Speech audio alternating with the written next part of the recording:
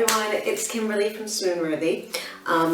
As I said in my post about a month ago or so, I was going to do a 5-year Blogiversary and sort of do a little celebration or just do something a little bit fun or a little bit different. And so I basically asked you guys to ask me anything, and I would answer your questions on video format as I'm doing today. So thank you very much anyway for watching, and I do apologize if there's any kind of weirdness or anything in this video, because to be honest with you, I've never done this before, so this is kind of like a big step for me. And so yeah, just be gentle. My vlogging skills are basically non-existent at this moment in time. So anyway, I have your questions over here and I'm just going to go through them. And so if you want to hear the answers to, I don't know, my life in the UK, blogging and design, and there's all sorts of questions which were awesome. Thank you guys. So just keep watching. Okay, so we're going to get started, and the first question is from Bryn and actually Top Chelsea Girl from How Soon Is Now. Both asked the question, how did you end up living in the UK? It's sort of a long and complicated story, but essentially, like, if we were to boil it down to the abridged version, I ended up, I was living in Wisconsin at the time, and I ended up in a relationship with an English guy who was living in England at the time. We sort of had a real whirlwind romance, I guess, if you want to call it that. And because he lived there and I lived here, or I lived in the States, we couldn't really like live together or date like normal people, and so we ended up just getting married just so that we can be together. So we ended up flying to Vegas and we got married, and I ended up like subletting my flat and selling my car and giving notice at my job and like kind of getting rid of loads of stuff and putting stuff in storage or whatever, and packed a couple of bags and just came over. And it was just crazy. And I think, to be fair, the relationship only lasted for about 2 years and we ended up divorced. And I mean, I've been divorced now for like, I think, I don't know, 11 or 12 years or something. We couldn't really be together unless we were married, so we just got married really quick. We didn't really know each other very well, and we sort of hung on for a couple of years, but things didn't really work out. So after that, once we split up, I decided to stay in the UK because I already had my visa, and that wasn't predicated on whether I was married by then or not, because I'd already been married to a British citizen for a year, so I got my visa. I was already settled, I had a job here, I had friends here, so it just kind of seemed logical for me to not uproot and move back, so I decided to stay. So yeah, I think we're, what, 14 years later, here I still remain. So that's how I ended up in the UK. Do you intend to stay here forever? Forever is a really long time. I'm gonna say probably not. I love living in the UK and I have no intention of going anywhere anytime soon. So that's not like part of my, immediate plan or anything like that. But I think I would love to live in another country at some point, possibly like Spain or Italy or somewhere like that. So I do think that at some point in time, maybe in the next like 10 years or so, I'll move somewhere else. I'd like to go somewhere a little bit warmer because it's really cold here. It feels like it's cold and it's rainy, and it could be just because we're having a really rubbish summer this summer. But yeah, I think the desire in me is strong to be in a warmer climate at the moment. So and I may move back at some point to the US. I have no idea. So there's no plans yet. But yeah, you're stuck with me for now, England, unfortunately. Let's see. Top Chelsea Girl also asks, presumably you must be an Anglophile. What is it you like or dislike about Brits, our values, our way of life? What do I like about Brits' values and our way of life?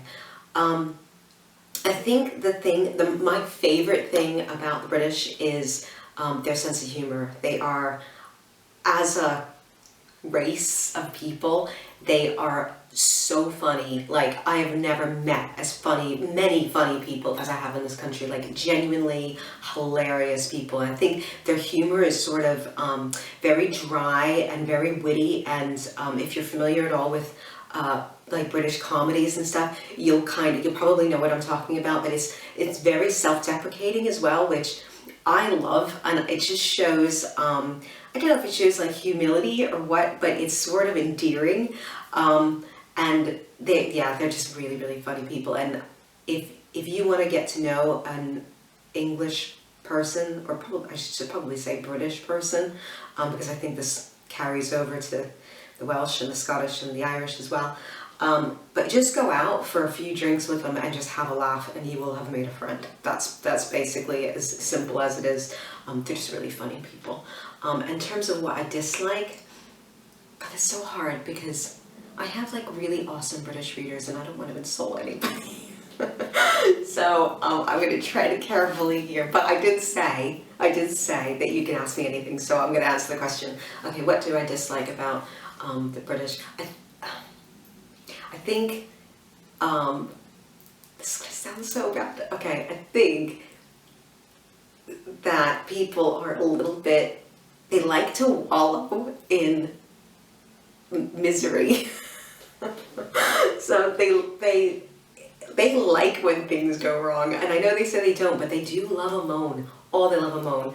And I guess contrasted to Americans, which are like on the other side of the extreme. And I know that for those of you in the States, the way the rest of the world views us, you guys, you and me, is we're all like super positive, and it's all gung-ho, and it's high five everyone, and yay, go team. This is the sort of view that a lot of countries have of Americans. And so I think maybe coming from that, I've got a Meisha. Hi, Mish. Right. Come here, Mish. You want to say hi? She's saying hi. Say hi to Meisha.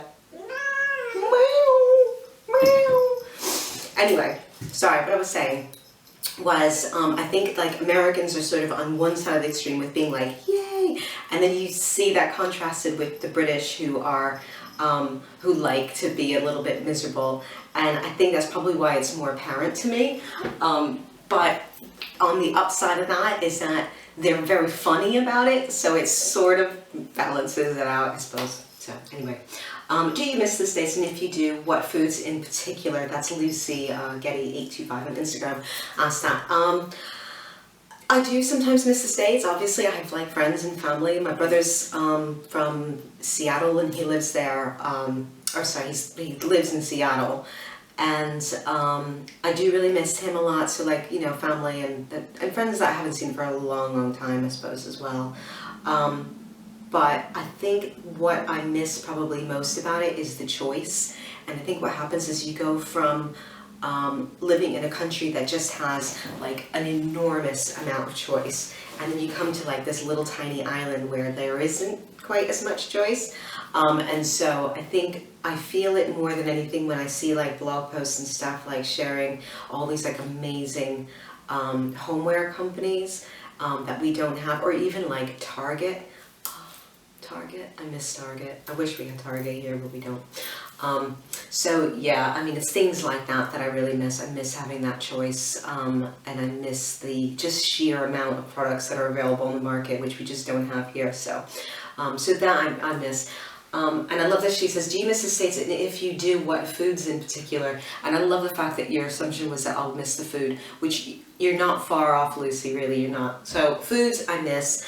I miss Cheetos Crunchy, you know, the little nobule orange ones. I miss them. I miss Thomas's English muffins, which I realize sounds insane because they're called English muffins, but it's a long story. I'll tell you about it sometime if you really want to know. But what they have in the States is called English muffins. You cannot find here because they were created by a baker who was English in New York. So it's an American product. It's not an English product. And I've tried all sorts of things, every sort of baked good product out there. And there just isn't anything that's quite like the English muffins. So, and Meisha's let herself out.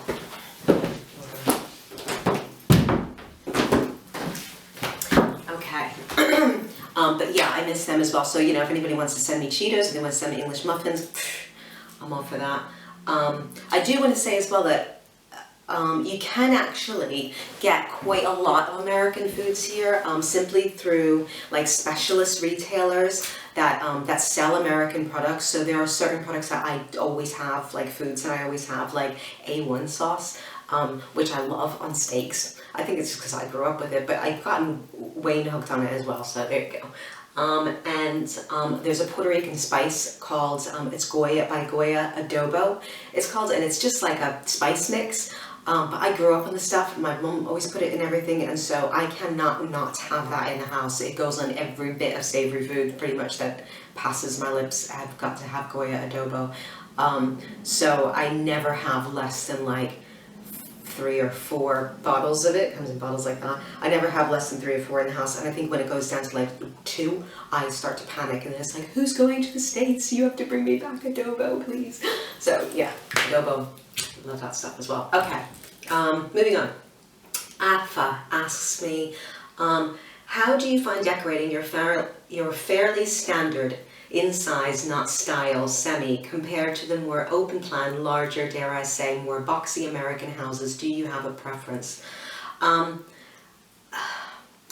Yeah, it is really different here. I think when I first got here, it was a really weird sort of transition, I guess, to make, where I think in the States we're just used to having much bigger room sizes, much bigger homes. And when I moved here, it felt like everything was just so teeny tiny, and it was a bit of a adjustment, I suppose, to make in that sense. But to be honest with you now, I guess I'm probably just used to it by now. It doesn't really bother me. I mean, I would love to have bigger room sizes and fit more things in them, but I don't really mind. And I really do love the older British properties, like the Victorian and Edwardian and Georgian properties. I absolutely adore, and there really isn't anything quite like them in the States, although obviously the States has their own sort of older styles from around that same time era. And I think lots of people probably just like them all equally because it's just a really gorgeous time period for architecture. In my mind, it was a really nice time for architecture, so it's reflected in the homes. So yeah, those are kind of my favorite. I mean, I still don't like, you know, the really boxy new builds that they have here in England. They tend to be on quite the small side, and they have quite low ceilings, and they don't have a lot of, you know, the kind of quirkiness of older properties. And the older properties here tend to have much higher ceilings. They've got bigger windows. They've got more of the, you know, original sort of features, like, you know, the cornicing and the fireplaces and things like that. And I love all that sort of stuff. So yeah, I think I wouldn't say I necessarily have a preference. I've just kind of gotten used to what I have available to me here. So Jillian's asks, do you have a British accent? Well, I hope that you would realize by the time that you've reached this point in the video that no, I do not have a British accent. I think my accent has definitely changed in the time that I've been here. I think my accent has definitely changed since I've been here, and I think my vowels have sort of flattened out a bit, and sort of some of the inflections that I use and the pronunciations that I use have probably changed. So, you know, I think there is... Meisha's yelling again. So yeah, there is, you know, there have been changes to my accent, and it's sort of a little bit all over the place. But yeah, there is a British influence, I think, in my accent, but I certainly still totally have an American accent. Carol from Mademoiselle asked, if you can go back in time, what would you tell your 20-year-old self? Hi, Carol. What would I tell my 20-year-old self? I think I would tell myself to just question everything, and that you will hear things from your parents, you'll hear things from your church, you'll hear things on the news, in newspapers, from the media, and you will need to be able to decipher what's true and what isn't true, and basically just do your own research, make up your own mind as far as what your personal truth is going to be, because you will have a bit of a struggle with that later on, but have the strength to see it through. And I know that's a little bit cryptic, but I think it's probably advice for anybody out there is don't trust what people tell you as maybe without a grain of salt. You know, kind of find out for yourself what's right for you. So yeah, I think I would tell myself that. Go read, research, figure out for yourself, and you'll be much happier. Right, so moving on. I've asked, what do you think the world of interiors and styling is missing right now? By that I mean, when you read blogs and look at what others are doing, do you think, I wish someone would write about X, or we seem to be doing a lot of X at the moment, I want to read about Y instead? What do I think is missing? I think one of the things that I notice is that I've got a hair on my face. That's not what I've noticed. Anyway, sorry. One of the things that I've noticed is when you look at like certain homes that are quite popular at the moment, and it looks like they've got every trend, every current trend somewhere in their house. Like it's like the house that Pinterest built. And I just look at stuff like that and I just think, you know, and I will say that I'm as guilty as the next person for following trends. I like a trend, and I've never said that I wasn't, you know, that I wouldn't follow a trend, because I do, and I'm very easily influenced just like everybody else out there. So I'm not saying this to say like you can't follow trends, but there are certain bloggers and certain designers that I see that it's just trend on top of trend on top of trend on top of trend, and there lacks some originality and creativity in that, which kind of turns me off. And I think it would be nice to see more, and I think there is probably a movement more for people to, you know, figure out what they like for themselves and not necessarily have to say, I only like, I don't know, traditional, or I only like Scandinavian, or I only like mid-century. I would like to see more people kind of mixing things up, and I guess that's part of that eclectic style that I love. But I think taking elements and bits and pieces from all different styles and putting them together in a very totally unique way is what interests me and what I like to see. And those are the sorts of, and there are bloggers and designers out there that are doing that, and I think those are the ones that probably catch my attention more than anybody else, and those are the ones that are sort of making a real statement in interiors at the moment. So I would like to see more of that. I'd like to see more people who are being a bit more brave with their styles, and really kind of expressing themselves a little bit more as individuals that they are. How do you promote? Oh, sorry, Madeline from Whimsy and Wilbur asked, how do you promote your blog and increase your readership?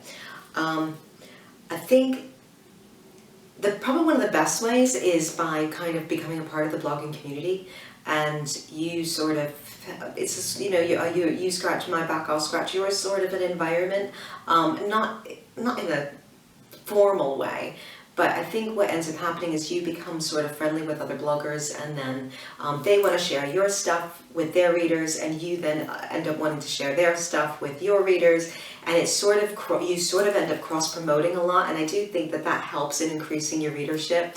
And plus there's a benefit of becoming part of that sort of blogging community, which is really nice as well. So there's a definite benefit to that. So, I mean, in terms of my own promotion, I mean, I use all the same things probably that everybody else does. I use Facebook, and I use Twitter, and I use Instagram, and I use Pinterest, and I always try to promote all my blog posts like that as well. So that certainly helps.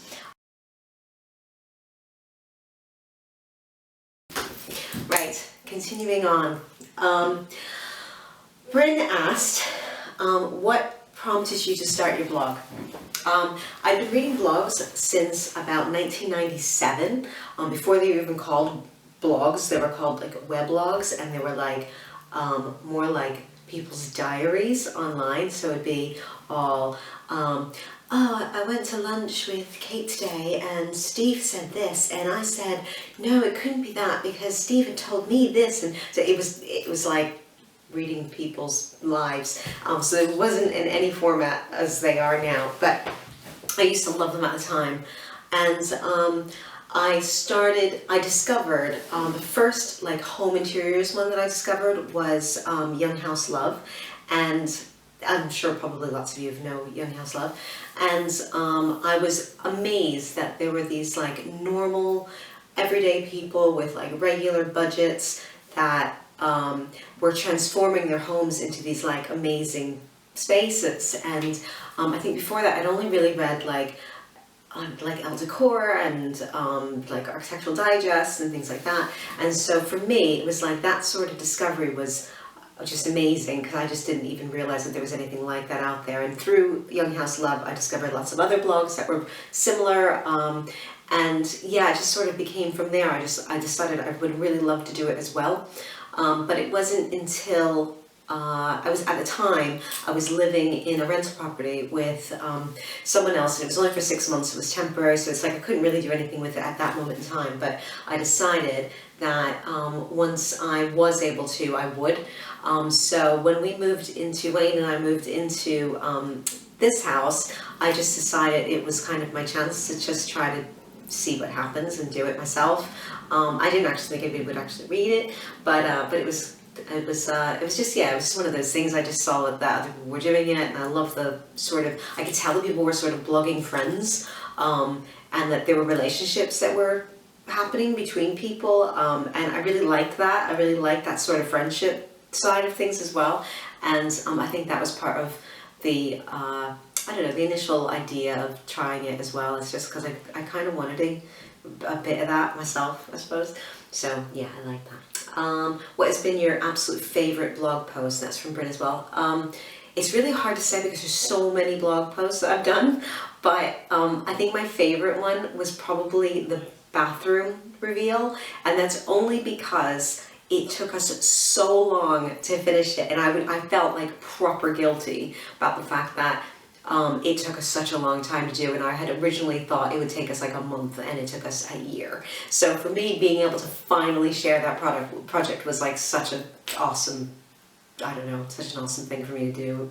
It was really nice for me to share that finally, and I was quite proud of the bathroom as well, because it was it was like Wayne's DIY skills came properly to the fore, and it was my design skills as well, and I think we just created something that was kind of unique and very much us, and yeah, so I think that's my favorite one.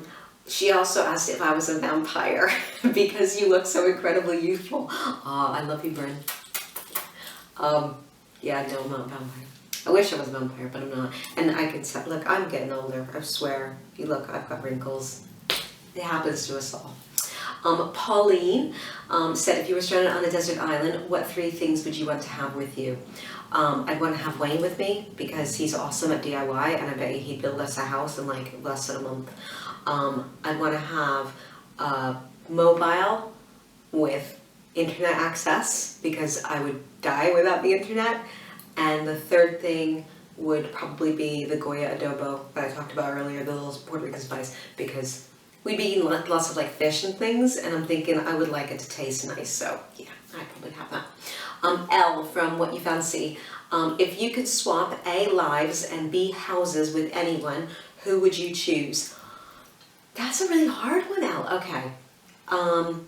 Houses, I think houses would be easy, because I adore Christine Dovey's home, and I know I've talked about it on the blog a million times. I just want her kitchen, basically, but I want everything else as well. So I think if I was to swap homes with someone, I'd swap with her, because she's just awesome. I have to kind of add in my own things as well, because obviously I want it to be a little bit more my style, but she's just so cool.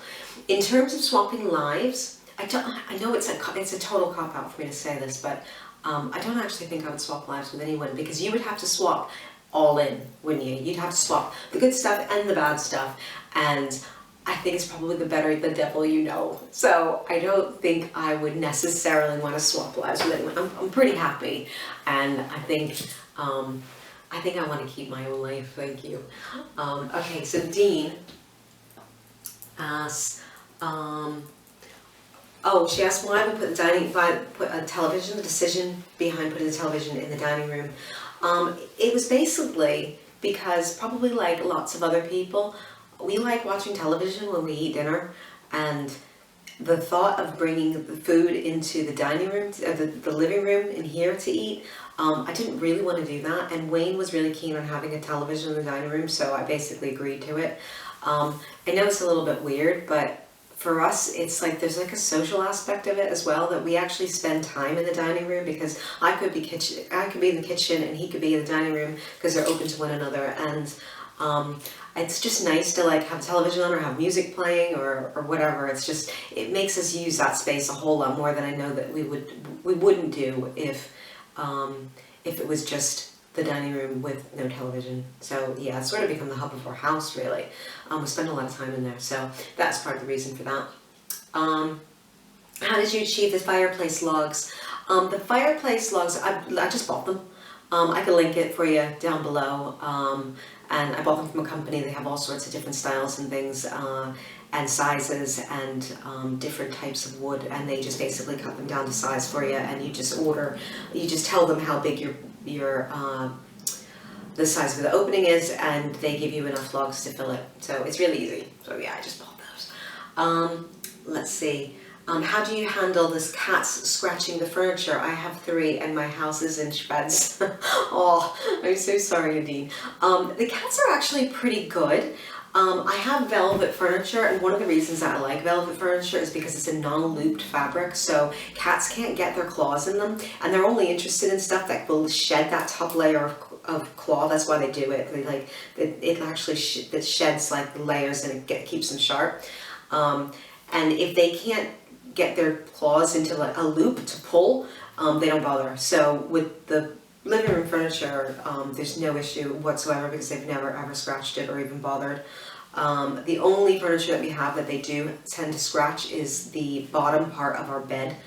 So like what the mattress sits on, because that's covered in like a fabric, and they have sort of pulled that out a bit. So it's not great, and I've actually considered recovering it in velvet just so that they stop doing that. So, but otherwise I think they're actually pretty good. They do tear our stairs, the carpet in our stairs, to shreds, but at the moment we've not even touched the hallway in terms of decorating it. So I don't really care. So I just let them do it. So if that's where they want to sharpen their claws, they can go for it, because it looks like crap anyway.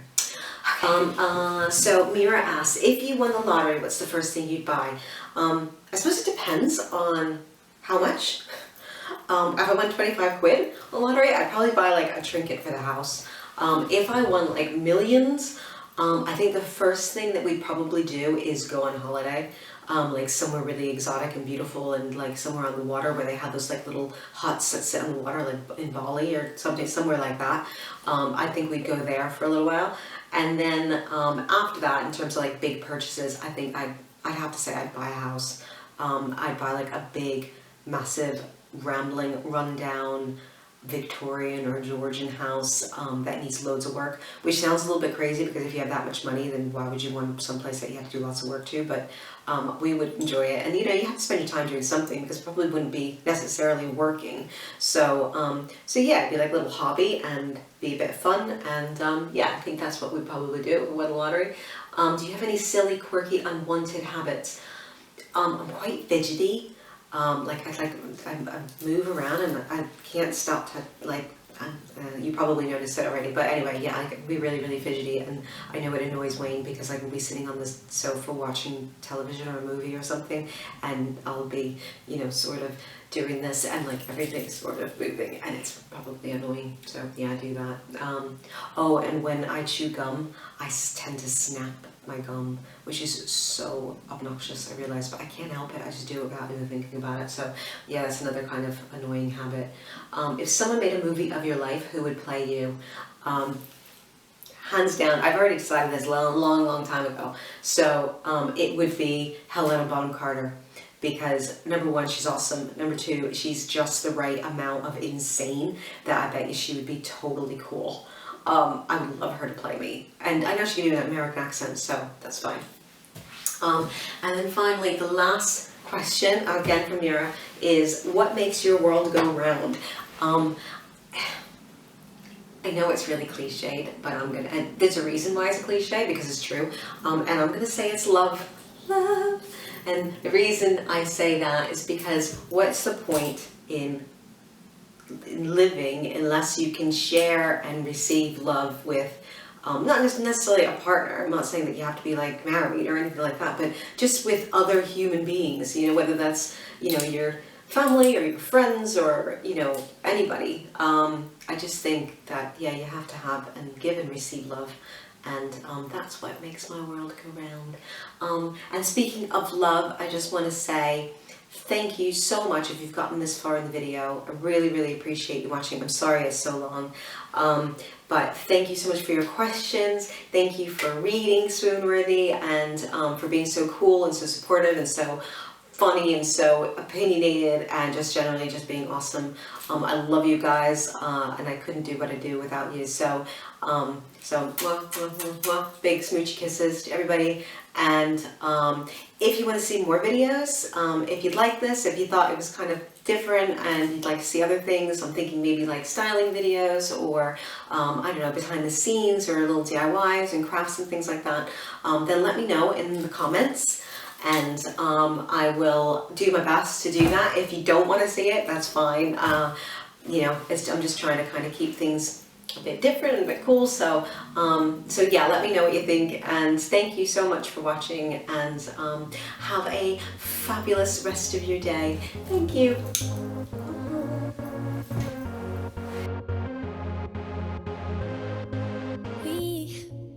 We don't have to worry about nothing.